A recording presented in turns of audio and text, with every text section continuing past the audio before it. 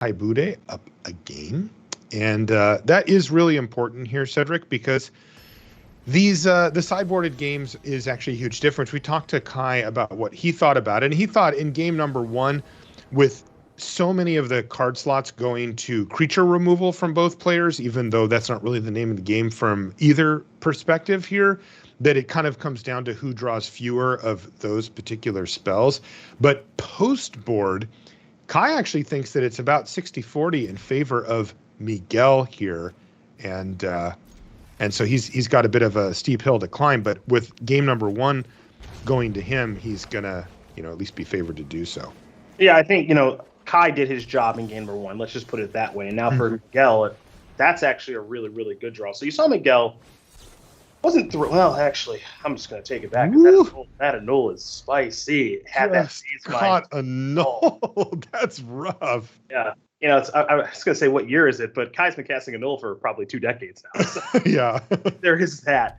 But what I was going to say, the larger point I was going to make here is I think Kai did his job in game number one. I do think the game one matchup does favor him a little bit for the reasons that you mentioned previously. But I do think that things get better for Miguel after sideboard because he's able to get some of that removal out, some of these reactive spells, like better counter spells and stuff like that into his deck while still having the ultimatum game plan in his deck, which is the end-all be-all of this standard format for the most part. So, again, Kai did his job in game number one, and now he's going to try to get the job done, I'd say, relatively quickly here in game number two, if he can. Maybe take a more aggressive slant to things by hardcasting a Bone Crusher Giant and maybe hoping that it lives for a turn.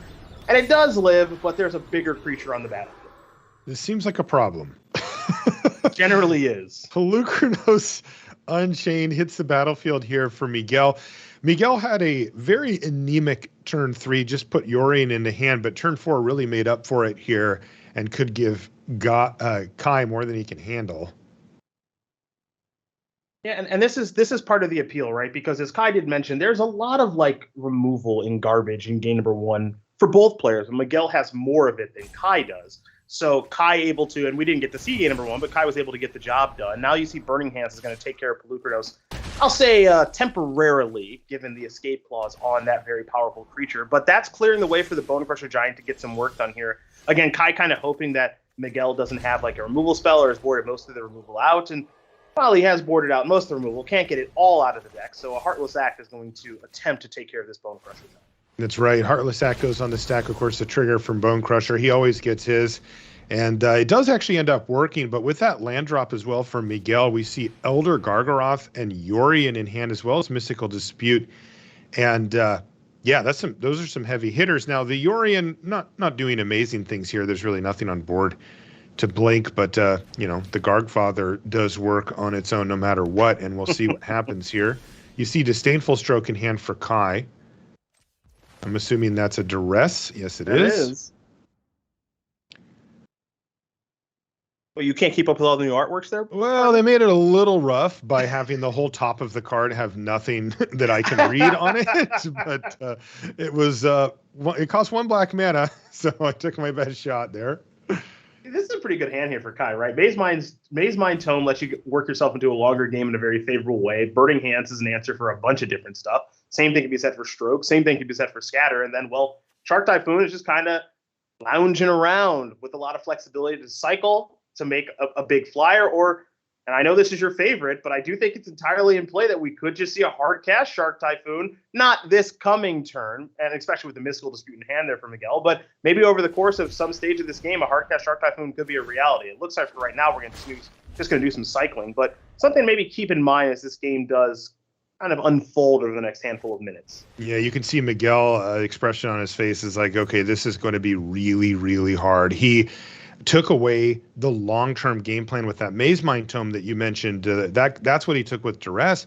But right now, Kai has his bases covered here. He has Disdainful Stroke and Essence Scatter, and looking at the threats that Miguel has to try to fire off here, those are plenty good. Now, the one missing piece of the puzzle here for Kai Budde is that he would like a little more pressure on board. He just has the 1/1 flyer. If he could increase that even just to two extra damage a turn, something along those lines, he can really start to put the screws to Miguel here. But as it stands, Miguel is going to be patient. He's going to take a couple of hits from the Shark, And we're going to see where this one goes, because right now I would say advantage Kai Budde, but with Polukranos in the graveyard and any number of amazing top decks available for Miguel, that could switch pretty quickly. Oh, he finds Emergent Ultimatum off the top, and normally that would be the type of threat you'd like to see, but yeah, no bueno here, as he's another couple of mana away from being able to cast it. And you called it. The one thing that Kai's missing right now is just a little bit more damage being dealt, being a little bit more proactive, because as far as being reactive is concerned, he's got that all checked off right now. So if that shark were a 2/2 as opposed to a 1/1, he'd be doing phenomenally. And that's not to say he's doing poorly, but Miguel's draw steps, I mean, there's bad and then there's worse, and Extinction Event is about as bad as it gets right now. Look, he needs land number 6, 7, 8, 9, something like that. He doesn't need 4 mana removal spell for a 1/1 shark. That's not what the doctor ordered right now. And if Kai doesn't want that Extinction Event to even resolve, he can stop it from resolving in numerous ways. So mega advantage right now for the German Juggernaut. That's right. Miguel is hating life at the moment. He keeps drawing cards. Really, he just wants to see some lands come off so that he can start at least unlocking the potential here at the very least. And instead, he's drawing reactive spells while he's getting hit. Now, there's a big one there for Kai. He finds a Bone Crusher Giant, and that is exactly the type of card that he wants to see here, as it can increase the clock, and it's a cheap threat that he can get down on the battlefield while still leaving his shields up with his Burning Hand, Disdainful Stroke, and his other counter spells that he's got. In fact, he's just kind of got one of everything, doesn't he? He has Essence Scatter, Disdainful Stroke, and Negate in hand. He just needs his other copy of Annul, and we'll be good to go. Yeah, well, we're going to see Burning Hands do what it does so very well, which is kill Elder Gargaroth. And now, let's see, Bone Crusher is going to go upstairs. And, I haven't seen Hall of Storm Giants get activated all that much, but it's about that lethal time. Oh, yeah. Oh, man. And there we go. A big win for Kai Budde. He didn't like his matchup post-board, but he picks up the victory there, 2-0 over Miguel. And he's improved to 2-0 in the